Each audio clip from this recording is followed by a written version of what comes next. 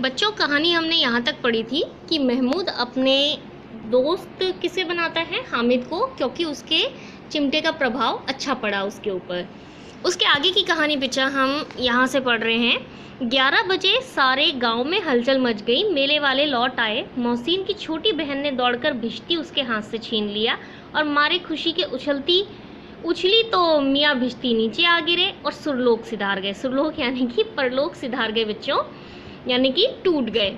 मियाँ नूरे ने वकील का अंत भी इसी तरह गौरवमय तरीके से हुआ। वकील जमीन पर ताक पर बैठ नहीं सकते थे। उनकी मर्यादा का विचार तो करना ही होगा। दीवार में 2 खूंटियां गाड़ी गईं। उन पर लकड़ी का एक पटरा रखा गया। पटरे पर कागज का एक कालीन बिछाया गया। वकील साहब राजा भोज की तरह सिंहासन पर बिराजे। ठीक है। नूरे ने भी उन्हें पंखा झलना शुरू किया। अदालतों में खस की टट्टियां और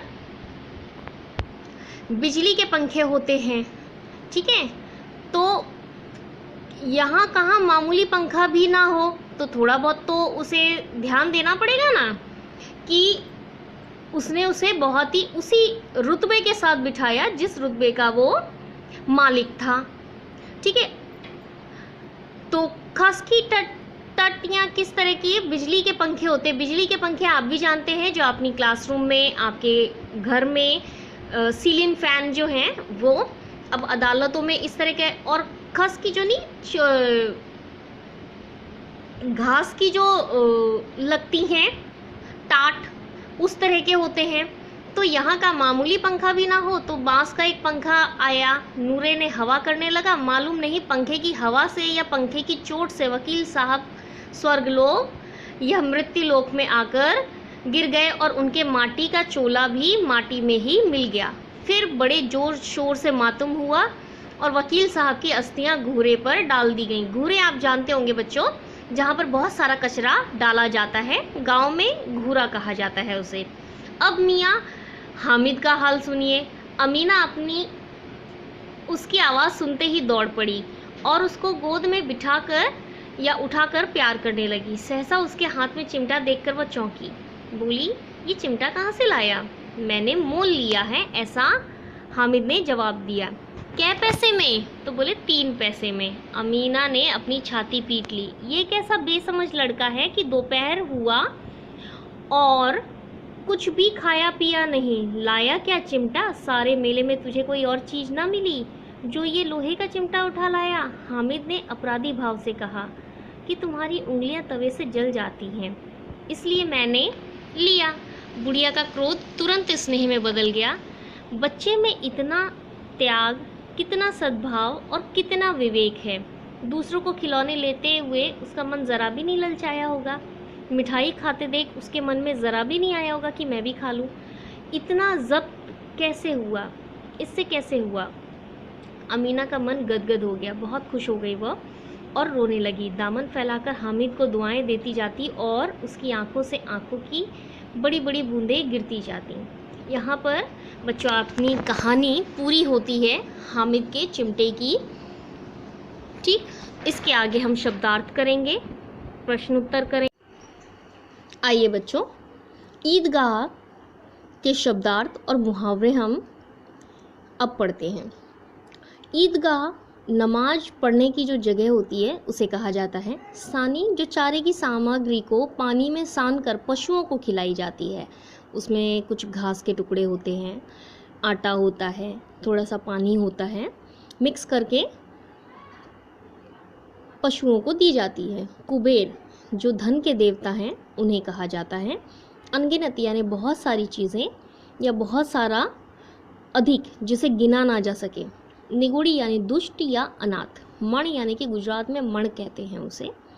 बिसात, जो मैंने आपको पहले भी बताया था, औकात या मूल्य। सिजदा एक प्रकार की मुद्रा है जिसमें झुक करके हम अपना एहसान अदा करते हैं। ठीक है। लड़ी यानी कि माला या क्रम। धावा यानी कि आक्रमण करना या हमला करना। कोश, जो खजाना। पृथक यानी कि अलग अलग। सबील यानी प्याऊ, जहाँ पर पानी पिलाया जाता है। ज़ब्त यानी कि धीरज या धैर्य, जिसे हम एकदम बचा के रखते हैं, एकदम दबा देना। ठीक है। फिर मुहावरे, दिल कचोटना का अर्थ है कुछ ना पाने पर दुख होना, बेड़ा पार लगना, किनारे पर ले जाना या संकट से बचाना। गले मिलना, प्रेम से भेंटना यानी कि प्रेम से मिलना, दिल बैठ जाना, हताश या निराश होना, बाल बांका ना होना, जरा भी नुकसान ना होना, और सुरलोक सिधार जाना यानी कि मर जाना। छाती पीट लेना यानी कि दुख प्रकट करना। ठीक है, किस प्रकार से हम दुख प्रकट करते हैं उसे छाती पीट लेना कहा जाता है। आओ बच्चों, हम थोड़े से अब प्रश्न उत्तर भी देखें। हामिद ने चिमटा ही क्यों खरीदा? आप बता सकते हैं हामिद ने चिमटा क्यों खरीदा? क्योंकि उसने हमेशा देखा था कि उसकी दादी जब भी रोटियां जब उतारती थी तो उनके पास चिमटा नहीं था, तो वो जैसे ही हाथ से उतारती थी और तवे से उनकी उंगलियां जल जाती थीं। चिमटा खरीदने के लिए हामिद ने कौन सा कारण बताया? उसने ये कारण बताया कि खिलौने तो हमेशा टूट जाते हैं, कुछ ना कुछ ठेस लगेगी तो क्या होगा, उनके खिलौने टूट जाएंगे। ठीक है, थोड़ी सी ठेस से, लेकिन उसके चिमटे को ज़रा भी कोई भी ठेस लग जाए, आग में, आंधी में, पानी में, तूफान में, उसका चिमटा हमेशा डटकर खड़ा रहेगा। ठीक है।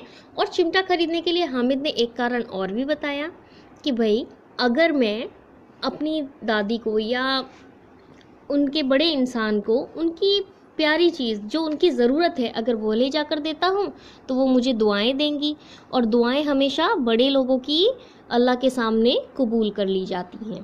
ठीक है। बूढ़ी अम्मा का क्रोध स्नेह में क्यों बदल गया? क्योंकि बूढ़ी अम्मा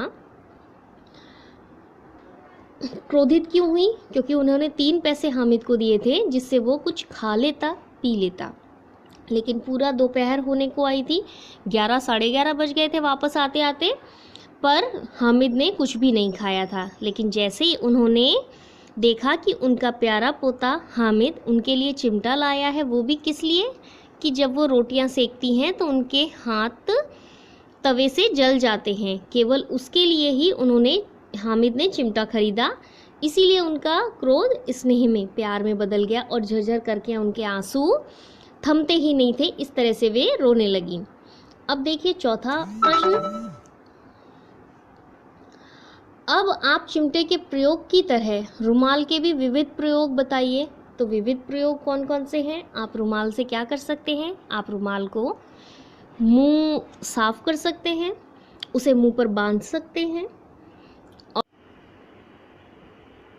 बच्चों, ईदगाह जो पाठ है हमारा, उसके अब कुछ एक एक वाक्य वाले प्रश्न उत्तर हैं जो मैं आपको वर्कबुक जो अगर अवेलेबल हो जाती है तो आप उसमें लिख लीजिएगा, पर रफली आप अपनी जो भी आपके पास पेजेस अवेलेबल हैं उसमें लिख करके याद करते रहिए। रोज़े के दिन मुसलमान क्या करते हैं? तो रोज़े के दिन मुसलमान ईदगाह जाते हैं और नमाज़ पढ़ते हैं। रमज़ान के दिन मुसलमान कहाँ जाते हैं? रमज़ान के दिन ईद के लिए ईदगाह जाते हैं मुसलमान। ठीक है। महमूद और मोहसिन ने कौन कौन से खिलौने खरीदे? तो महमूद ने सिपाही खरीदा और मोहसिन ने भिश्ती खरीदा। हामिद का चिमटा कौन कौन से काम कर सकता था? हामिद का चिमटा मजीरा तथा दादी की रोटियां सेकने के काम आ सकता था।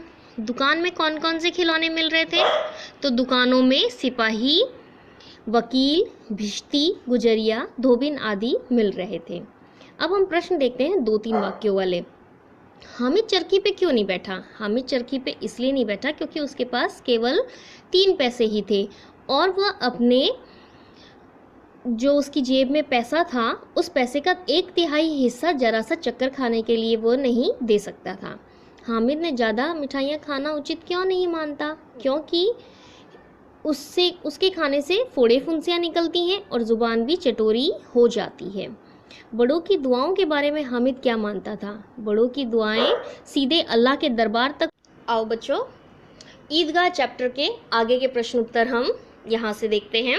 अमीना ने अपनी छाती क्यों पीट ली? तो हामिद के हाथ में चिमटा देखकर अमीना ने अपनी छाती पीट ली थी क्योंकि हामिद ने सुबह से कुछ नहीं खाया पिया था। फिर आगे और भी प्रश्न उत्तर हैं जो थोड़े से बड़े हैं। बूढ़ी अमीना ईद को क्यों कोस रही थी? क्योंकि उसके घर में अनाज का एक भी दाना नहीं था और ईद आ गई थी। हामिद मेले में जाने लगा तो अमीना उसके लिए क्यों चिंतित थी? क्योंकि वह अकेले जा रहा था और जितने भी बच्चे थे सबके माता पिता उसके साथ जा रहे थे। ईदगाह के मार्ग का वर्णन कीजिए। तो ईदगाह के मार्ग में इमारतें थी, अदालत, कॉलेज, कलाघर आदि दिखाई दे रहे थे। हामिद का जो चिमटा था उसको खरीदने के लिए हामिद ने कौन कौन से कारण बताता है? तो हामिद के पास जो चिमटा, दादी के पास उसकी चिमटा नहीं था और हामिद ने चिमटा केवल इसलिए खरीदा क्योंकि तवे से उतारते वक्त उसकी दादी के हाथ जल जाते हैं। हामिद के हाथ में चिमटा देखकर आमीना की क्या प्रतिक्रिया हुई? तो वह प्रतिक्रिया हुई जो उसने अपनी छाती पीट ली। उसके आगे के क्वेश्चन आंसर्स बच्चों ये रहे। बूढ़ी अम्मा का क्रोध स्नेह में क्यों बदल गया? बूढ़ी अम्मा का क्रोध स्नेह में इसलिए बदल गया कि कितना सद्भाव, कितना विवेकवान हामिद था। उसने कुछ भी खाया पिया नहीं और जो भी पैसे उसकी दादी की तरफ से उसे मिले थे वह उसने चिमटा खरीदने में लगा दिए। आप चिमटे का प्रयोग, रुमाल के विविध प्रयोग भी बताने हैं। तो रुमाल के विविध प्रयोग मैंने आपको पहले भी बताए थे। कहीं कट जाने पर बांधने के काम आ सकता है, धूप से बचने के काम आ सकता है, मुंह पोंछने के काम आ सकता है और भी कई उपयोग हैं जो आप स्वयं लिख सकते हैं। इस कहानी का शीर्षक ईदगाह ही क्यों रखा गया? इसके अलावा आप कौन सा शीर्षक रखना चाहेंगे? तो इसमें इसे हम नमाज पढ़ने की जगह पर रखा गया है इसीलिए इसको ईदगाह कहा गया, लेकिन इसके अलावा हम इसको ईमानदार हामिद और त्यागी विवेकवान भी शीर्षक दे सकते हैं। इसमें कुछ मुहावरे हैं जो मुहावरे मैंने आपको पहले के वीडियो में डिस्कस कर चुकी हूँ। इसके लिए आप उसमें से देखकर लिख सकते हैं। अब हम समानार्थी शब्द और विरोधार्थी शब्द लिखते हैं। तो आओ देखो, समानार्थी शब्द हैं ठंडे का ठंडा, शीतल, खुश, प्रसन्न। तीसरा है दीन, गरीब। चौथा प्राचीन, पुराना। पांचवा प्रेम, प्यार। छठा अंधकार या अंधेरा। विरोधार्थी शब्दों में हम यही देखेंगे, नई, पुरानी, घृणा, प्यार, प्रकाश, अंधकार। चौथा उष्ण का अर्थ होता है शीत, विरुद्धार्थी।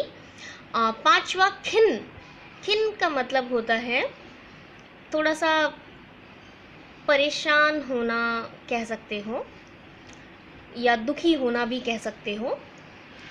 उसे हम प्रश्नचित लिख सकते हैं, ठीक है। छठा है गरीब, अमीर। सातवां आश्रित, निराश्रित।